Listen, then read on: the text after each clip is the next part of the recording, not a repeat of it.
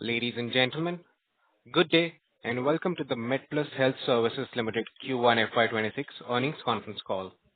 As a reminder, all participant lines will be in the listen-only mode, and there will be an opportunity for you to ask questions after the initial remarks from the management. Should you need assistance during the conference call, please signal an operator by pressing star then zero on your touchtone phone. Please note that this conference is being recorded. I now hand the conference over to Mr. D.R.N. Srinivas. Thank you, and over to you, sir. Thank you, Sagar. Good evening, everyone. On behalf of Medplus, it's my utmost pleasure to welcome you all to the Medplus Q1 FY26 earnings conference call to discuss the financial results of Medplus for the first quarter FY26, which were announced earlier. We have with us today the senior management team represented by Mr. Madhukar Reddy Gangadi, CEO and MD, and Mr. Sujit Mahato, CFO.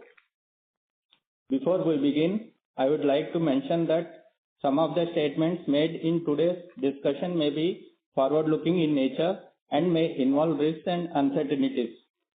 Please note the disclaimer mentioning these risks and uncertainties on slide 1 of the investor presentation shared with all of you earlier. Documents relating to our financial performance were circulated earlier, and these have also been posted on our corporate website. I would now hand over the call to Sujit. Thank you, and over to you, Sujit. Thank you, Srinivas, and good evening, everyone on this call.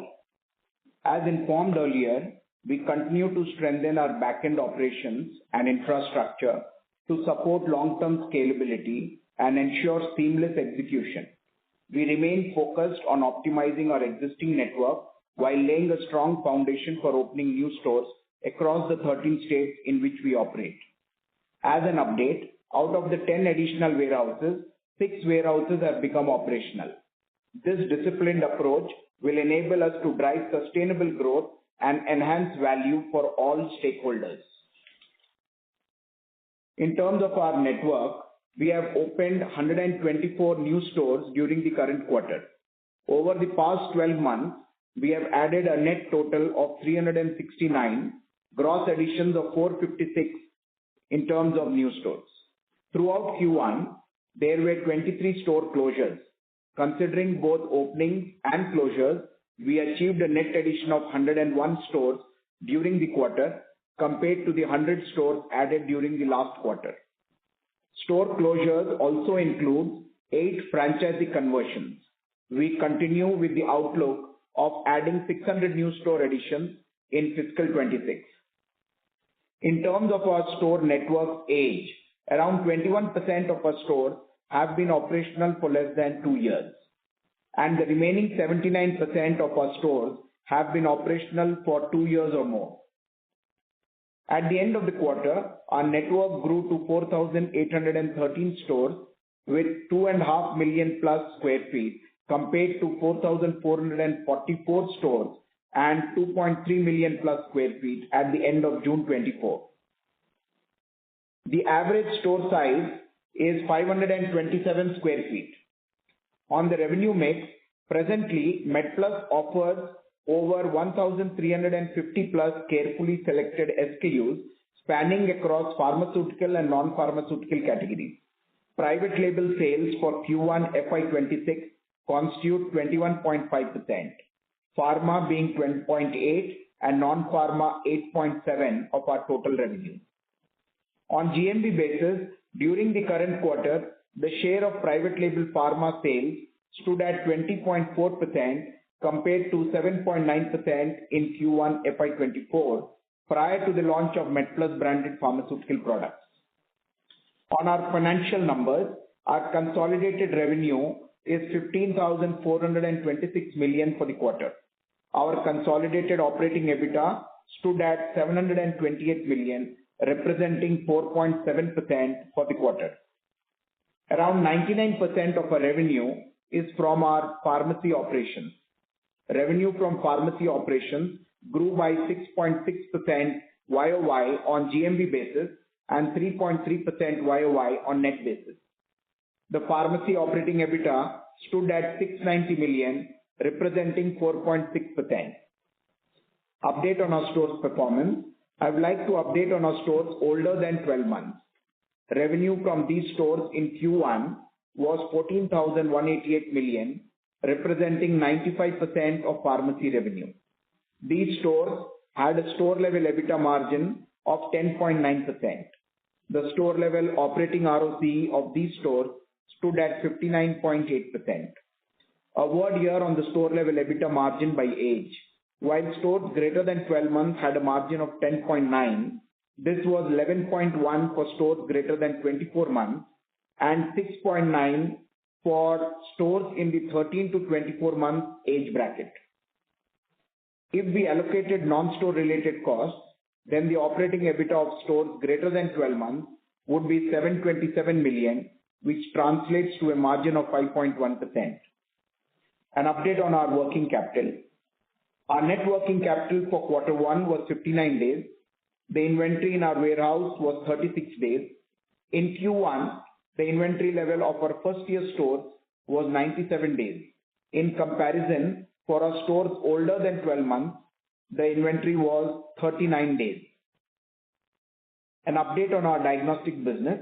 Diagnostics revenue grew to 302.9 million in Q1 FY26 compared to 242.4 million in Q1 of fiscal 25.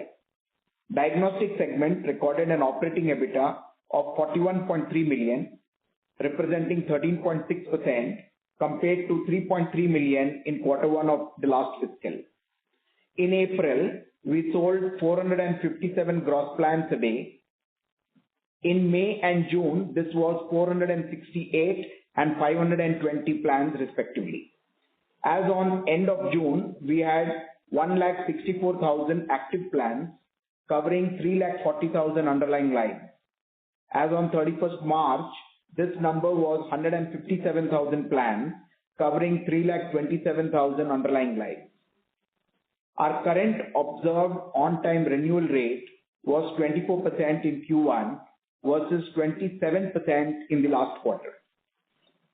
That concludes our update for the quarter.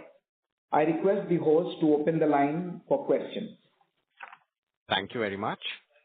We will now begin the question and answer session. Anyone who wishes to ask a question may press star then one on their touchtone phone. If you wish to remove yourself from the question queue, you may press star then two. Participants are requested to use handsets while asking a question. Ladies and gentlemen, we will wait for a moment while the question queue assembles. Again, to register for a question, please press star then one. Our first question comes from the line of Sanjay from Bastion Research. Please go ahead. Yeah, hi sir. Thank you so much for the opportunity. Sir, my first question would be, our growth has been quite lackluster in the last 5-6 quarters. And in terms of SSG, it is degrown. I understand we have scaled our private label revenue and therefore the growth has been quite lower. But can you explain me a bit more on that side, when we expect the growth to come forward and the degrowth in the revenue is not just able to kind of think on that side. So can you explain more on that? Sure. See, as we explained in the last call also, there were some issues out there on the supply chain and also on the warehousing and a couple of other things out there on the manpower and all. Most of them are getting addressed, and as we go forward, you will see a growth in sales. We are already seeing that right now. Second, see, you also have to see that we grew from 7.9 to 20.1% by GMV on the private label. And that has actually driven our margins, gross margins from something like 22, 23 all the way to 26, right? So it is I would say definitely there's a small trade-off out there. Whenever our employees go in and push this very actively, we want to see some employees, some customers who may not want to switch and who may even get put off a little bit and go. So that is something which we are addressing right now. But we were aware that something like this would happen. It is a trade-off, as I said. We'd rather take slightly flattish sales and go in for 2-3% extra private label is what we thought originally, and that's what happened. Now we are again, tempering the whole thing and basically holding the private label at that number. We'll probably still continue to grow going forward at around 0.5% to 1% every quarter. Although we did promise 1% every quarter, I think most of it is already achieved in the Q4 for at least a couple or more quarters. So we're going to be holding it out there, adjusting the overall incentives and everything else to our employees, aligning it in line with the overall company objectives of increasing top line, at the same time growing the private label. So for us, not too concerned about this at this point. We just continue to focus on profitability and getting the stores to break even and all rapidly. Sure, sir. Thank you for the answer. Sir, the another question would be, as in the last con call also we said that, and you also alluded to right now as well, we will see private label to grow by 1% quarter on quarter. But when we see this quarter, the private label share has been dipping down and therefore the margin has also been dipped for the quarter. Is this there is something to read on that line? Is this one-off, or we will see for a full year, as you alluded, that margin will improve 50-60 basis points from here on? Is the trend continue, and how should one think on that line? See, last quarter I did say that we would actually have a slight dip or flattening of sales on private label because Q4 had actually taken a lot of sales from the forward. So employees were heavily incentivized. There were all sorts of plans, and they ended up actually doing a little bit more on Q4. So Q1 was always going to be a pullback, and that is just the reason for that. Maybe Q2 will also be slightly flattish and everything else. But for us, there's nothing more to look into it. As I said, it's a trade-off. If I continue to push on private label, the sales will be flat. We don't want to do that. So we will have 1% kind of growth. By the way, 1% growth or whatever is on the overall GMV sales, which means it's on the MRP value. Otherwise, the net sale value will always be around 0.5% growth quarter on quarter. So if I think most likely I would say this quarter will probably be flattish or something like that. But beyond that, we'll again continue to grow. Great, sir. Sir, another question we can see in breakups of store closure this time that there are 8 stores which have been converted to franchises. So what is the strategy regarding how we are identifying which existing stores to convert to franchises?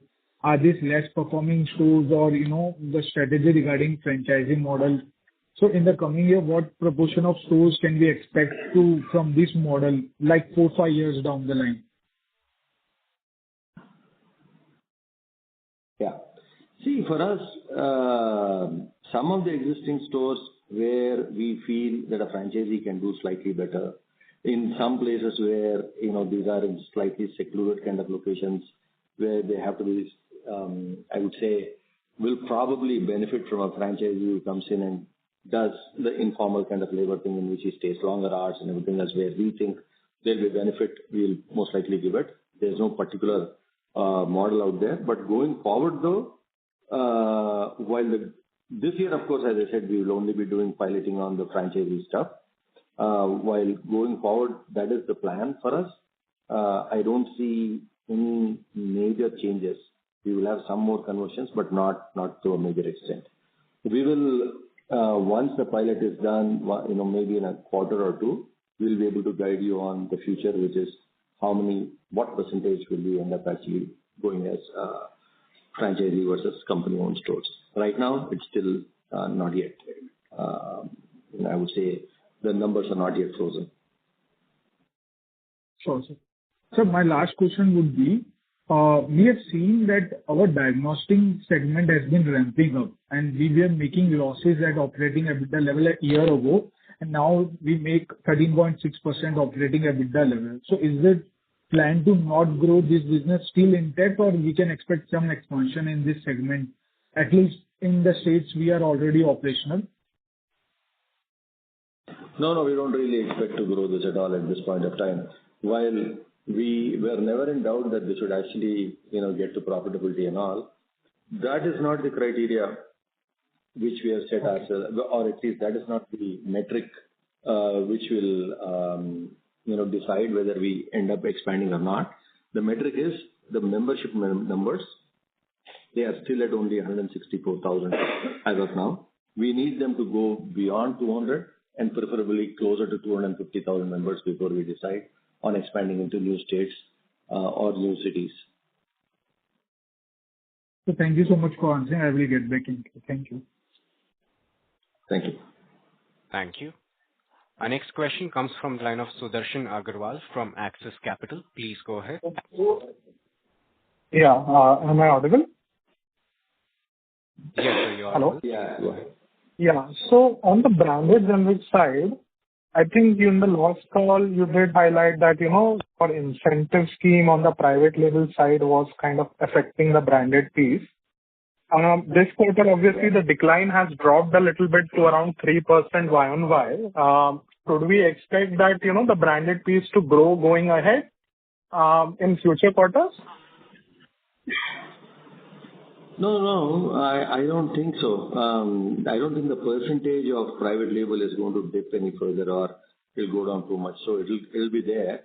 But we expect as we go forward, as the incentives of the employees are aligned, not just for private label growth, but also for top line growth, we will see an overall increase in top line. The absolute numbers of branded generics may go up with the overall increase in top line.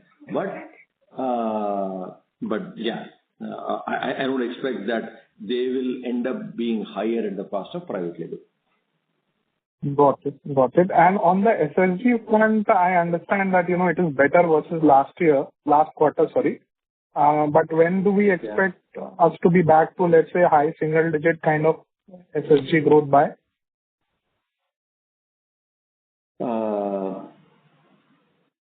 I think maybe 1 quarter or 2. I think we still need a lot of work to happen at the back end for us to actually really take advantage of whatever we have in the front end. So that is has been slightly slower than what we expected. Although we did open some warehouses, we still need more, and so we are getting that done. Maybe a quarter or 2 is what I think. 2 quarters maybe. Got it. Thank you. This is from my side. Thank you. Thank you. Our next question comes from the line of Lakshmi Narayanan KG from Tunga Investments. Please go ahead. Hi. A few things. The first is that how the branded fill rates have actually have taken place in the last two quarters, because you mentioned that there were some incentive schemes. So just wanted to check if the branded generics or the branded pharma fill rates dropped in those 2 quarters, and if so, the employee at the front end they did not do the fill rate, or the company took a choice of actually pushing the private? What actually took place, and how do you track the brand fill rates, and where are we now? No, it is actually nothing to do with the brand fill rate. While the fill rate is definitely an important criteria, it is more a function of the warehousing as well as the logistics and purchasing department out there. The employee has nothing to do with it out there. One. So as I said, we had a little bit of a challenge on the back end, and hence the fill rate was getting affected in some of the places, especially in the slightly more distant places from the main city. So that is one challenge. The employee part comes in only where they're getting incentives only for, let us say, some private label, and so their interest then is only in selling that and nothing else. And so there's, in some cases we have seen them almost being disinterested when someone else comes from other products. So that has changed. So on their side, as long as the product is there, and which is not their work, the product being there in the store is the work of the supply chain guys, they will now basically be more than enthusiastic, or at least be not as enthusiastic about selling non-private label products. Fair enough. And the second, if I just look at your omni-channel sales, because the last 2-3 quarters it has been either stable or it has actually declined. Why is that so? Is it a conscious choice? Just want to understand how many orders you actually do. What is the number of bill cuts that actually happen, and is it a decline in the per value of the bill, or what is that? what has taken place there? No, I think as a percentage, it may not have gone down too much, but it has not been growing. We are now taking steps to make sure that we are able to do this. We are revamping some of our software and all to get this whole thing done. That's all internally done. So I think maybe a quarter or two, we should be ready with our new plan and all that. Right now, no, we're not doing anything. So the only thing which we don't do, like most of the other companies out there, is that we don't have any special discounts or we do any promotions and all. We have found that the cost of acquisition of customers is way too high. It's not really worth the incremental business, so we have not done much on that. But I think just by there may be a gap in some of our service levels, and that has come out of the huge demand for delivery boys across all the cities in which we have not maybe kept up with the salaries or whatever is the this thing which has to be given to the delivery guys. So some of those things are being addressed, and I expect that as we go forward, we'll definitely increase our sales. But no, we are conscious of the fact that some of the customers will want to go online, but we are not, I would say, against selling, or we have nothing against the online channel. And what is the average bill ticket for this online? The average bill value for us is north of 1,500 rupees per bill, because we have a 20% discount above 1,000. So a lot of the people who come to us are people who have chronic ailments and all, and they will tend to buy slightly on the higher side. So yeah. You introduced a platform fee or something, some standard charges. So is it meaningful, or is it just or you intend to increase that also? No, I don't think we'll increase it. The platform fee, or I think, has been on all the online bills. That is there. That is in line with most of the other companies. I don't really expect to increase that in any way. Got it. Thank you. Thank you. Thank you. Our next question comes from the line of Siddharth Srikumar from iThought. Please go ahead. Yeah. So my first question is, you said that going forward, you are foreseeing only 0.5% growth per quarter for your private label.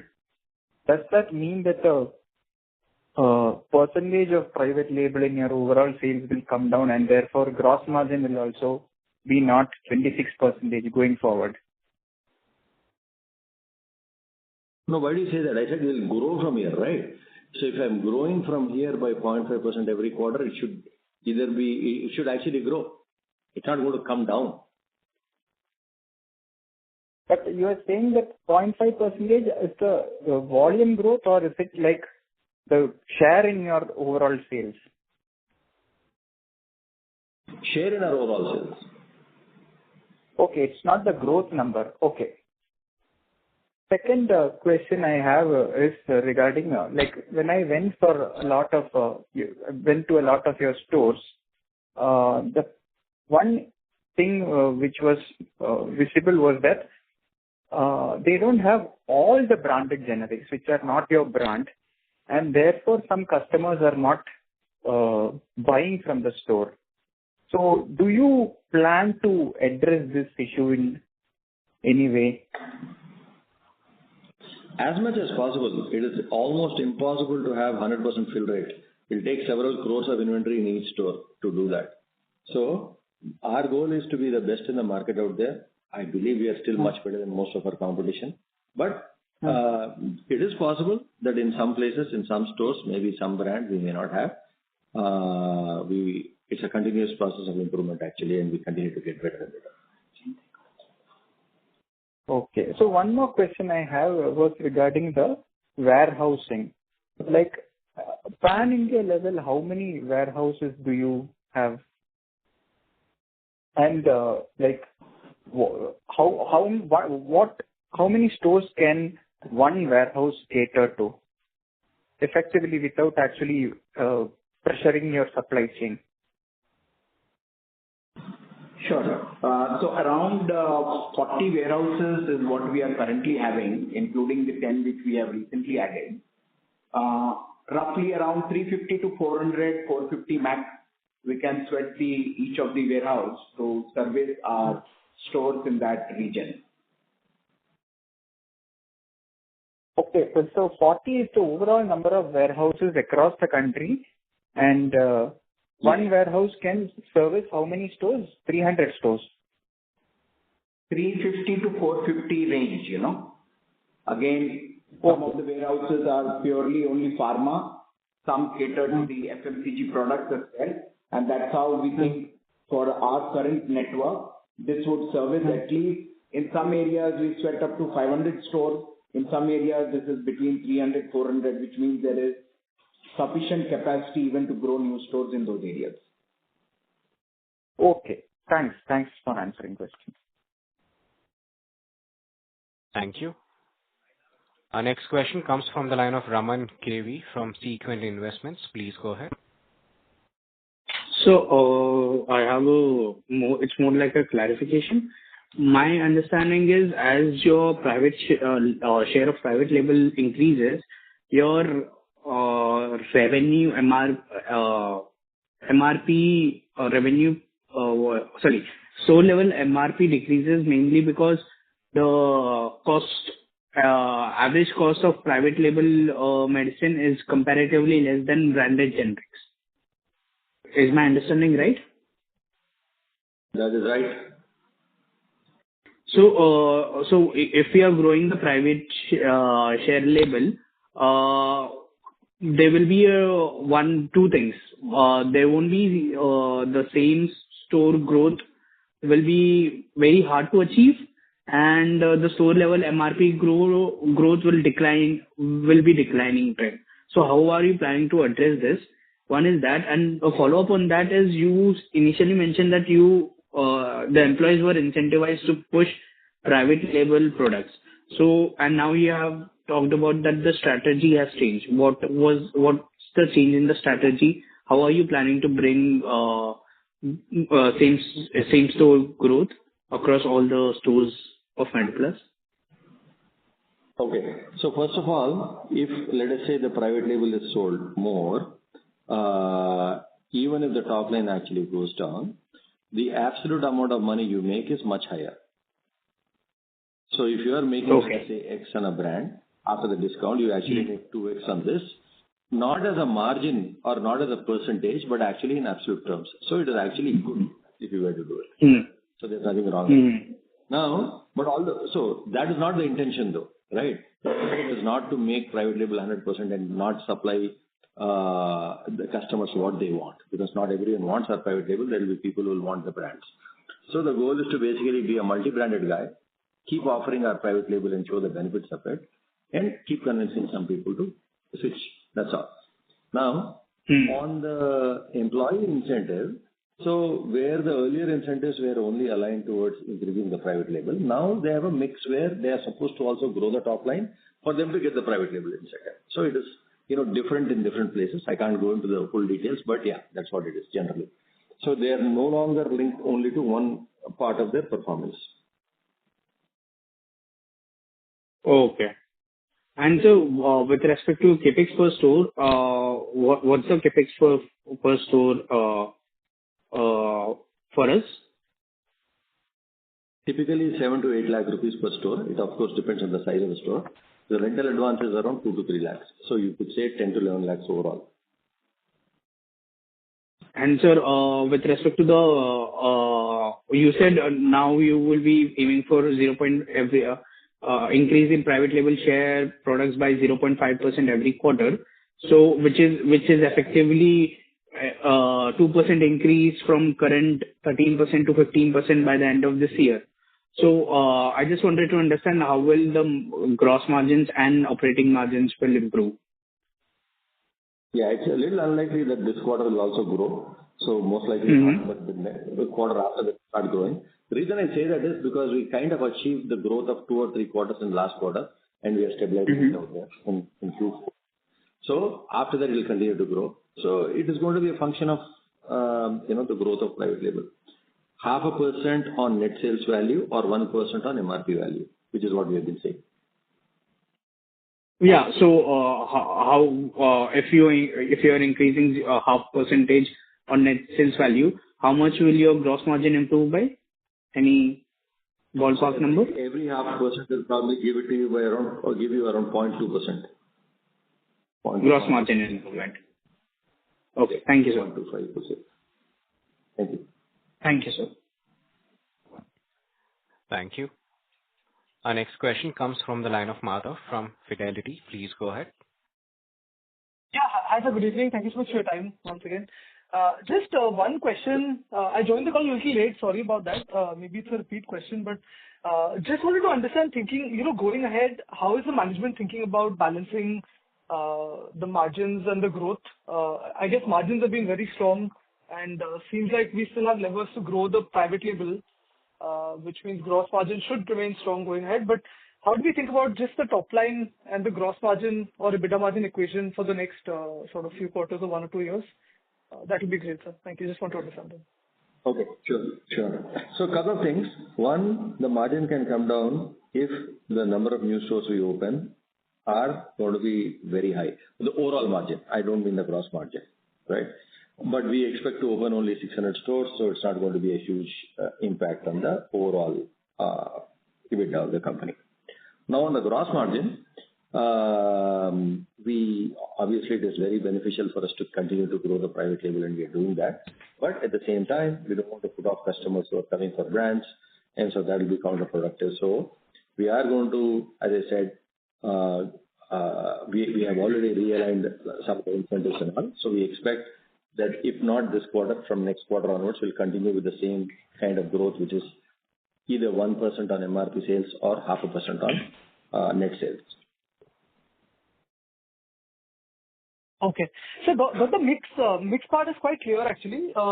Just on getting the top line growth back, because I guess if we can balance that with the gross or the EBITDA margin, then sort of earning growth becomes pretty strong for the company. Even now, it's quite good, but just to get the top line moving, how do we fit that equation? Thank you. Sure. So we're doing a couple of things. One, making sure that the back end is strong, it is able to supply in time, and is able to also do the fill rate properly and all.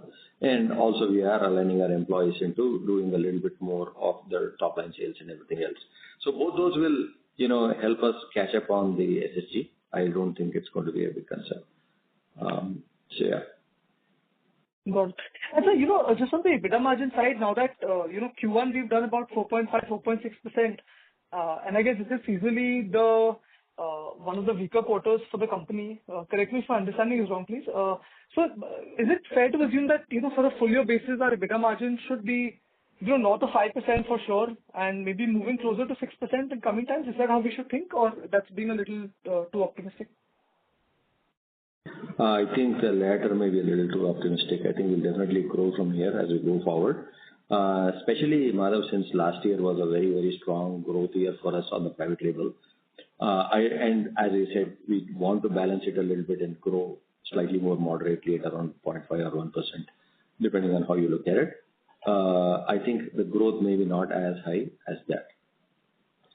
And last year also we added only around 320 stores. This year we plan to add at least 600. So yeah, that could also be a slight estimate there. Got it. So any guidance on the top line growth then? Any guidance there for the full year, how that could end up for us? Not right now, Madhav. We'll come back. Understood. Thank you so much, sir. Thank you. Thank you. Thank you. Our next question comes from the line of Aradhana Jain from B&K Securities. Please go ahead. Hi, thank you for the opportunity. I have 2 questions. The first is, if you see the total amount of inventory that we have as on June, it would be the lowest that we have seen in the last 7-8 quarters now. While we understand the upward push to the level of inventory should be the new store addition, and the downward push is the shift from branded generic to PL. But if you could help us understand what is the level of inventory you hold in a store, and where do you see the inventory settling, and would there still be room to see decline in absolute inventory in spite of new store openings? Yeah, that's my first question.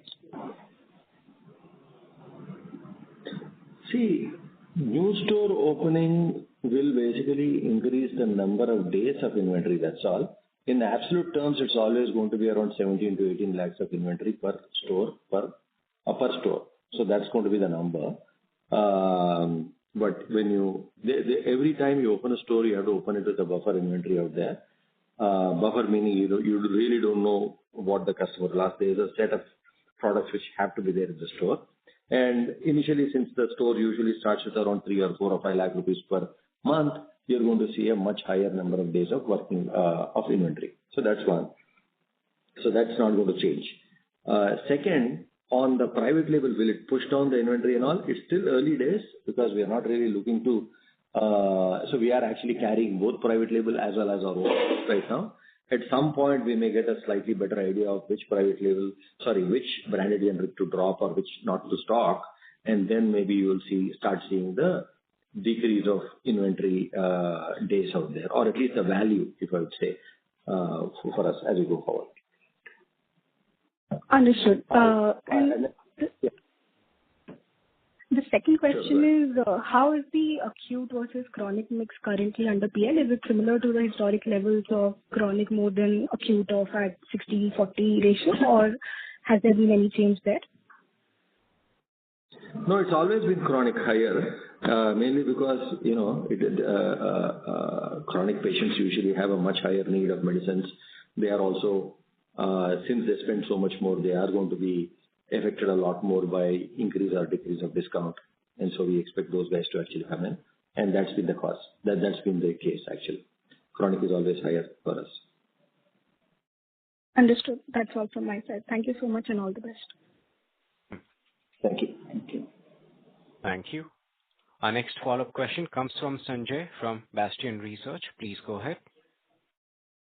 Hi, sir. Thank you for the follow-up. Sir, my question would be, when we say backend and supply chains are the challenging for us, so what does that mean? What is the challenges we are facing on backend? And you also mentioned that you are doing some work on supply chain side, so opening warehouses.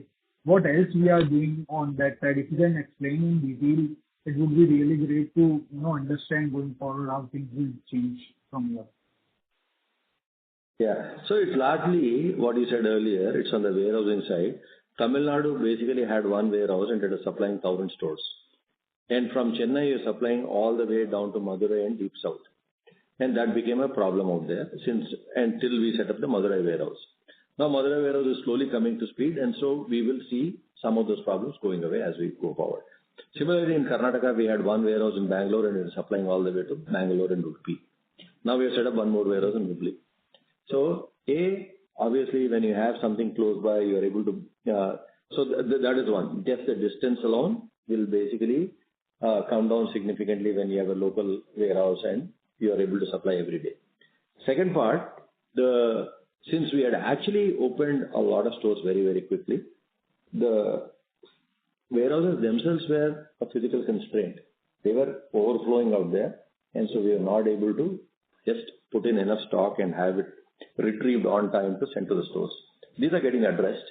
Some of it is done and some of it continues to be there. So we hope in the next 1 quarter or so we should be all streamlined. Thank you. Ladies and gentlemen, please press star and 1 to ask a question. Participants, if you wish to register for a question, please press star, then 1. Our next question comes from the line of Omkar Hatkar from Mirabelle's Investment Trust. Please go ahead.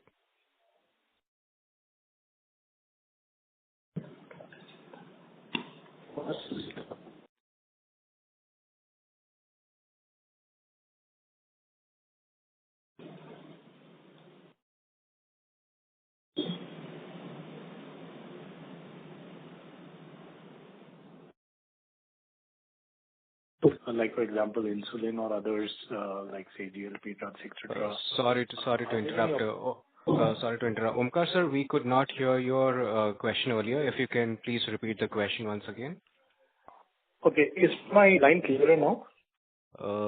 It's a bit clear, sir. Yes, please go ahead, sir. Okay. Yeah. So my question is on the private label. At this point in time, just wanted to understand in terms of availability of private label across the store network. in terms of whatever SKUs you launched, is it fully available? And the second part is, are there any other kind of missing categories, like for example, either insulin or GLP drugs or some other things, where there is an opportunity to kind of further introduce private label in the overall network? So some color on that would be appreciated. Sure. So today, I would say 80% of everything which sells in our store, we would have a substitute for that. The balance would be some of the patented drugs, a lot of the Me Too drugs, 80 or I would say 75. A lot of the Me Too drugs would be the vitamins and small, I would say, very little sold combinations which have got either a small change in the strength of one of the combination products or which has an additional mineral or additional kind of vitamin, multivitamin kind of complex kind of product. So those, I would say we have equivalents. We don't have the exact equal, and we'll probably never have. But other than those products, I would say we probably have everything other than insulins. Insulins, we haven't really found a very good, I would say, a reliable supplier for us to go forward on that. That's one. And is there scope for newer products? Definitely. I think, GLP, I think both Wegovy and Ozempic are going to come off patent next year. And we are getting ready to launch it in the 1 month or first 1 month or so after the product is, comes off patent. Got it. Sure. And I have a question on the diagnostic business. So I saw that right at this point in time, you are adding about 7,000-8,000 kind of lives per month, per quarter. So just wanted to understand maybe the underlying phenomenon there, because I guess you would be also you would have started renewal cycles of some of the older subscribers. So broadly, what are the retention rates like for that kind of a business? And also to reach your kind of stated goal of 2.5 lakh subscribers at this current run rate, it looks like it might take a while to get there. So are you kind of working on any strategies to accelerate the net additions in that business? Yeah, we're looking at a couple of things. A little early to say, but the basic listing is going to be around B2B. And once B2B kicks in, then having, let's say, 5,000 or 10,000 per month is not a big deal, or even more, if we get a large company on board. So B2B has to be the way we have to go, and that's why we have kind of put off all expansion plans till we can convince people to come on board. On the renewals and all, I think within the first quarter, anywhere from 24 to 27% is the usual renewal rate for us. And after that, see, if it is B2C, people are going to come and renew when they need it. They're not going to renew immediately. A lot of the people are chronic customers. A lot of them may have gotten their test done in the last 1 month of their membership, and they're going to wait for 1 quarter or more till when their next cycle of test starts for them to come and renew it. But the renewals have been fairly steady. Okay. And I missed part of the call, but if I can just summarize what you said about the inventory, you mentioned that the overall warehouse level inventory has come down because of the opening of the new warehouses and making it more efficient. And the store level inventory is more a function of the pace of the opening of the stores. Is that the right inference on the way inventory? No. The second part is right. The inventory level is not going to come down because of opening of new inventories. It is just going to be split between, let us say, Chennai and Madurai, where earlier it was only in Chennai. So that is not going to come down. Okay. It's going to go faster into the stores and hopefully with better results and everything else as we go forward. Okay. So at the warehouse level, the turnovers have increased. That is what is reflected in the days. And at the store level, the metrics are pretty similar. There's not much change, right? Yeah. It doesn't change much. In the first 1 year of its opening, it's always going to have a very high days of this thing out there. But the real metric to see is the inventory of stores which are more than 1 year. And that has usually been constant at around 35 to 40 days. It's around 39 days, I think, right now. And your old private label inventory, has that largely been cleaned up one way or the other? More or less. I think there's a very small, I would say, not a material amount still left. It's fully provided. And this is all fully provided for. Okay, understood. Great. Thank you. That's all I had questions. Wish you all the best. Thank you. Our next question comes from the line of Siddharth Srikumar from iThought. Please go ahead.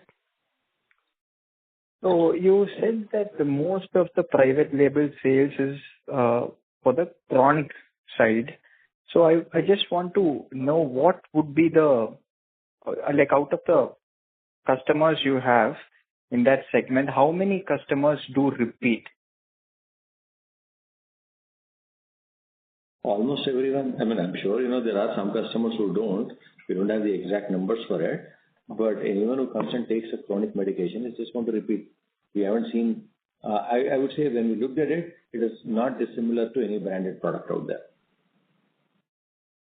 Understand. One more question I have is, you have said that 80% of whatever drugs you sell in your stores, you have your own brand for it. So, Yeah. so the 80% of the branded generics, right? And how many have you taken off from your stores? Oh, how many branded generics did we remove? Yeah, and replace with your own brand. No, that's not how it works. We don't replace any of the branded generics actually. The assortment and the depth of that is completely a function of the sales of the product. Only the sales goes down completely that it actually go off the shelves. Otherwise, we don't take it off proactively. Okay, understand. So if I can squeeze in one more, like a qualitative question, is that what are critical learnings for you since the introduction of the private label?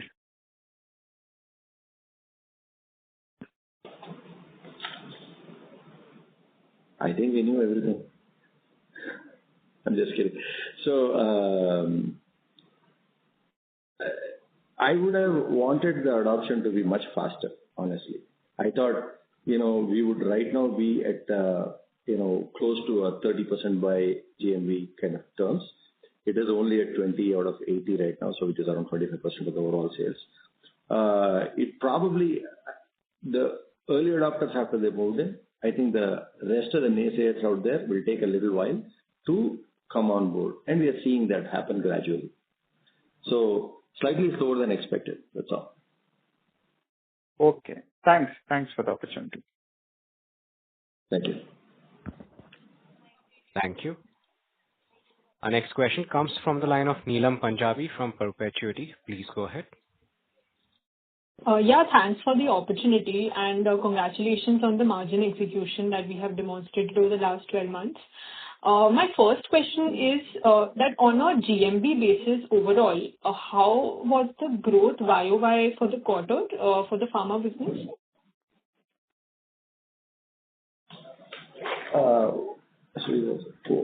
Just hold for a second. Sure. I think on a GMV basis, it is around 6% is what I remember. 6.8. Got it. Okay.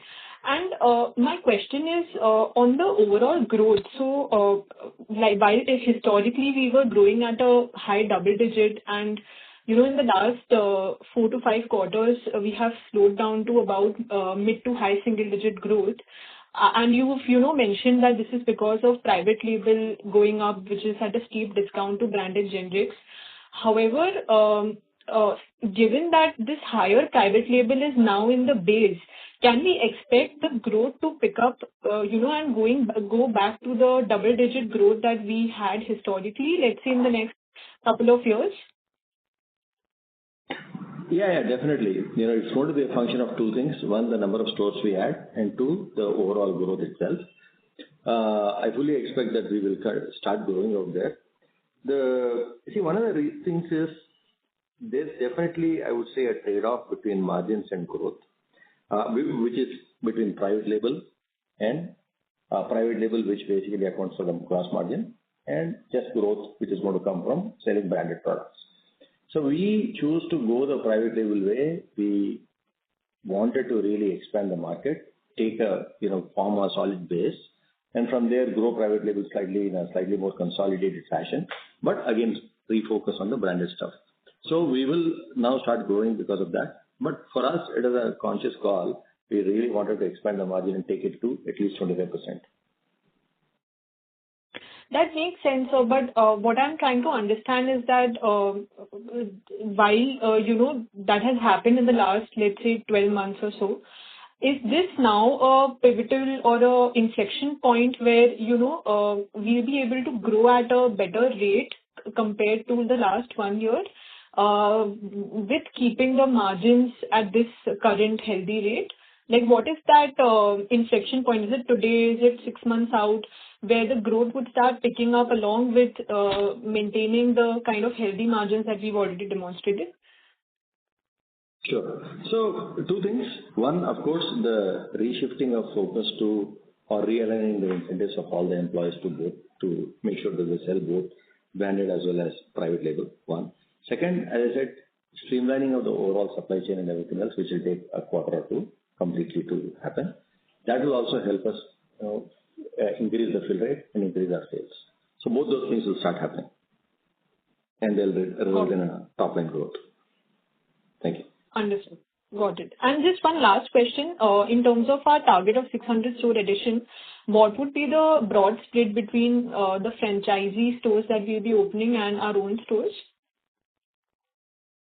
We're thinking at least 100 odd stores will be franchisee. We're trying to see if we can do more, but we want to make sure that the pilot and all are going well before we really take off on that. Got it. At least 100. Thank you so much. Yeah. Got it. Thank you. Thank you. All right. Thank you. Ladies and gentlemen, we'll take that as the last question for today. I now hand the conference over to Mr. Sujit for closing comments. I thank all participants on this call for your interest in the Medplus journey. Our investor relations team can be contacted at ir@medplusindia.com. Thank you. Thank you. On behalf of Medplus Health Services Limited, that concludes this conference. Thank you all for joining us, and you may now disconnect your lines. If you found this video helpful, please like, share and subscribe to Concall India for latest upcoming Concall.